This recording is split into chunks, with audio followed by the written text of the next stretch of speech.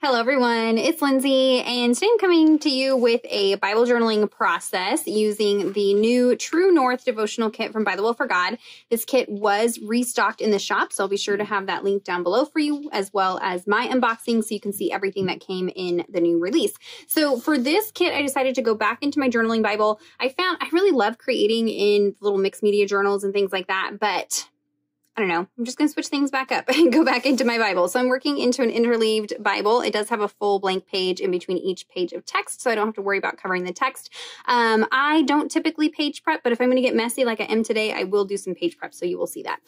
So I'm starting right in day one. I'm a little bit behind everybody else, but that's okay. I know some of you didn't get a chance to order until the restock, so there's many of you that are jumping in with me as well. So day one, we're just kind of setting the scene and kind of talking about what the theme is for this kit, which is True North. And what is True North biblically? That is going to be the Bible. The Bible should be our true north for everything that we do in life. This is something that I've exercised quite a bit the last few months when it comes to everything that we're seeing in the news and, going on around the world.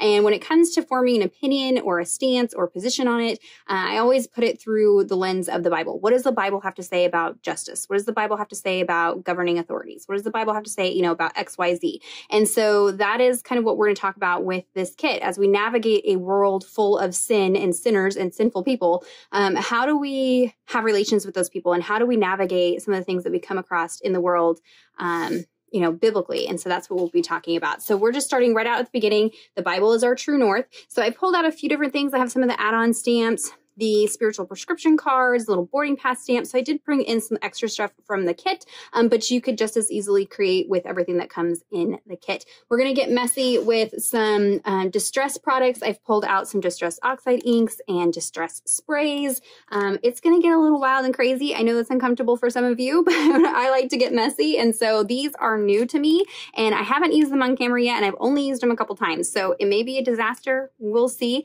I don't know, but I have an idea for what I want to do with them. So let me go ahead and put you guys on fast forward. Before I do that, I will tell you I am creating in 2 Timothy chapter 3, verse 16, which says, all scripture is breathed out by God and profitable for teaching, for reproof, for correction, and for training in righteousness. So that's going to be kind of our key scripture for this session. So let me go ahead and put you guys on fast forward and we'll put this page together. Okay, I'm going to start with a Bible mat behind my page, and then I am going to prep the page with some white acrylic gesso. Now, in hindsight, I probably wouldn't have done this. Distress products do not play nice over page prep. Because of the pigment properties of distress oxides specifically, that pigment doesn't ever want to dry on gesso or page prep. And so I have some issues later on in the video. I rectify it and I give you some tips for that. But if you were going to prep your page, I would suggest doing it with something like watercolor ground because that is more absorbent. It's going to hold on to things a little bit better, or a really cheap, inexpensive gesso. I was using a pretty inexpensive gesso here. But I would just go in without page prepping. If I was to do this again, it probably would have worked a little bit better. But I did add 2 layers of the white gesso, drying in between the layers. And then now I'm going in and building up the color for my background. And I'm doing this with a large, fluffy, makeup brush. This is one of my favorite techniques for blending distress inks in my Bible. It gives you a very soft look, especially when you're working over page prep. The pigments kind of glide and slip over the page prep, and so it's really easy to blend. So I am just using the same exact brush. I have one for each color family. I have a blue one, a pink one, a yellow one, etc. So I'm just starting out with my lightest color, which was tumbled glass. And now I'm going in with Stormy Sky, I believe. And then this is Faded Jeans. And I am not going for a super, super smooth blend. I want it to look kind of crinkly and textured. It's going to be like an old map is the look I'm going for. So I'm just blending these colors in various areas. I want it to be fairly light because it is the background. So I'm not going super heavy. I guess that's kind of the trade-off. If you don't prep the page, the color is a little bit more intense because the paper soaks up the color. And so then you would have to come back in with something, white or something over the top to kind of knock it back. So I don't know. Watch it and decide how you want to approach it. If you want to copy me, I will show you how to rectify the non-drying inks. But now that I got all that blended, one of the things I love about distress products is they're how they play with water. So I'm just taking plain water in a distress sprayer, spraying it onto the page, and then immediately wiping it up with a paper towel. Not wiping, blotting. Don't wipe. It'll smear it. You want to blot up the water. And that gives you that spotted effect. And then here I used some weathered wood distress oxide spray. And this stuff is no joke messy. It is everywhere. The further back you are from the page, the wider the spray pattern is, and it gets everywhere. But it gave me this beautiful textured speckled look, brought a little gray dunginess to the page. It was just exactly what I wanted. So you just need to make sure that you lay something down to protect your surface. I would say maybe get a big roll of like brown packaging paper and lay that over your surface. And then that way you can just use it until it's super, super filthy and then throw it away. And that will protect your surface. So in between all the layers, I am drying off camera. So I did dry the background. And then now I'm going in with that stamp. And I think I went back in with Faded Jeans Distress Oxide and stamped that down. I did not want a perfect impression. I wanted it super messy. So I just left it on the stamp backer and just carefully kind of pressed it down onto the page in a few places to give me that texture. And then I dried that again, and I dry it for a long time because like I said, on gesso, things take a long time. And you'll see as I'm going in here with the frayed burlap ink and blending it, it's kind of moving the blue underneath, and that's because it never wants to really dry on gesso, but that's okay. I'm going for a messy distress look, so I'm a little more forgiving when it comes to that. But if you don't like that look, then maybe go on an unprepped page. So I pulled out a mini Tim Holtz stencil. I'll try to find this one and link it down below.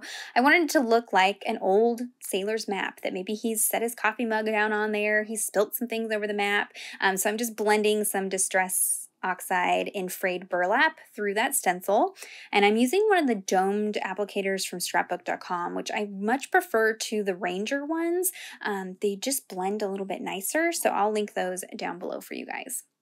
So then I made sure that was good and dry. And then now I'm going in with some Archival ink. Archival ink is meant to be stamped on things like gesso and plastics and stuff like that. So I don't have to worry about this ink smearing. I just found a brown Archival ink and I'm stamping it with this rope stamp to create kind of a border to the page. Again, I want it to be distressed and messy, so I'm not upset if the impressions aren't perfect. This is just one of those pages where there's going to be oopses, there's going to be mistakes, and I hope that that gives you some freedom when you go to create to see that it's okay. It does not have to be gallery quality framed artwork. It can be a little messy, it can be a little imperfect, it can be a little crooked and wonky. It's okay. The most important part is your time spent with God. So real quick on camera there, what you didn't quite see was I actually sprayed that with some hairspray. I've seen this tip online several times, people sealing the page with hairspray or acrylic sealer. I didn't have acrylic sealer, I just had hairspray. So I sprayed that, let it dry, and I'm hoping that will seal in the oxides a little bit so that it doesn't transfer off of the gesso. So we'll see. I'll let you know over time how that holds up. I know a lot of people do it and have no problems. On screen here, I moved on to this small little 3x4 piece of mixed media paper that I'm going to stamp on, but I wanted to distress it. So I've pulled out the Distress Oxide sprays in ground espresso and frayed burlap. Again, tremendously messy. And so I have all that overspray, and I'm actually going to use that overspray. I don't want to waste this. So I've added a little bit of water, and I'm just taking some scrap piece of paper. These are mixed media papers as well. You don't necessarily want to do this with regular cardstock because there's a lot of moisture, and regular cardstock just is not meant to hold up to that. So I am using mixed media paper. You could also use watercolor paper. And I'm using this to pick up the excess ink on my nonstick surface. So I am adding water as I need to kind of extend the pigment a little bit. That way I can cover all these pieces, but that way no ink goes wasted. And I can set those aside and use them for a future project for this devotional kit. But this one here, again, that was ground espresso and frayed burlap, and I love how that turned out. I was a little bit leery when I first sprayed it on there, but when I picked everything up with a paper towel, it just left this beautiful textured paper. And then I'm going to stamp that boarding pass stamp using some VersaFine ink. And then I do fussy cut that out. You could go in and add some additional Distress Oxides or regular Distress inks blended on there to kind of, intensify the color and distress it a little more if you wanted. But at this point, I figured I was already throwing quite a few techniques at you guys, so I decided to limit it a little bit. But that's going to get layered behind this little cluster here, pulled out one of the die cuts from the kit and a doily. And I'm just laying this here for a second to get my spacing as I go to stamp my title. So I have the new Naomi Alpha stamp, that's the large 6x8 stamp, mixed in with the true lowercase alpha, that's the one that comes with the kit. And I'm going to spell out the Bible is my true north. And I like to stamp words all at once. I just find that it's easier to get things straight and the spacing a little bit easier that way. So I'm laying everything out to make sure that my title will fit on the page the way that I have it. Again, nothing is stuck down quite yet.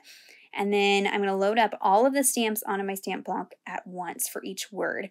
And then I'm going to stamp in Archival Ink. Again, I have found that Archival Ink is the best when you're stamping over mixed media projects, especially if you've used gesso.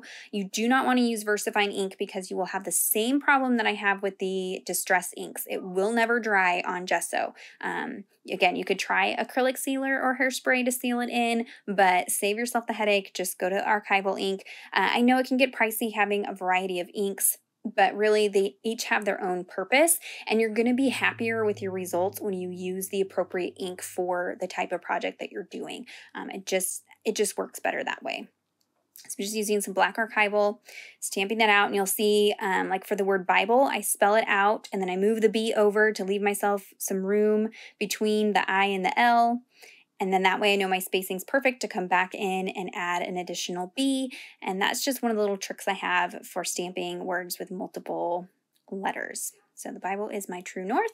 It's a little more textured distressed stamping than I wanted. So I will go in with a micron pen and just kind of fill in a little bit and kind of fix it so it's not quite as distressed, but you could definitely leave it just how it was. And then I will take that scripture prescription card over to my typewriter and type out on it. When I did that, I turned off my camera and didn't turn it back on. So when we pop back in over here, everything is already stuck down. I did add a little bit of gold thread behind that compass die cut there. And that is going to be it for the entry. Lots and lots of techniques today. So if you have any questions or comments, be sure to leave those down below for me. Links to everything that I used will be in the description box below the video. Give the video a thumbs up if you enjoyed it. Subscribe to my channel if you're not already subscribed. And until next time, thank you so much. Bye-bye.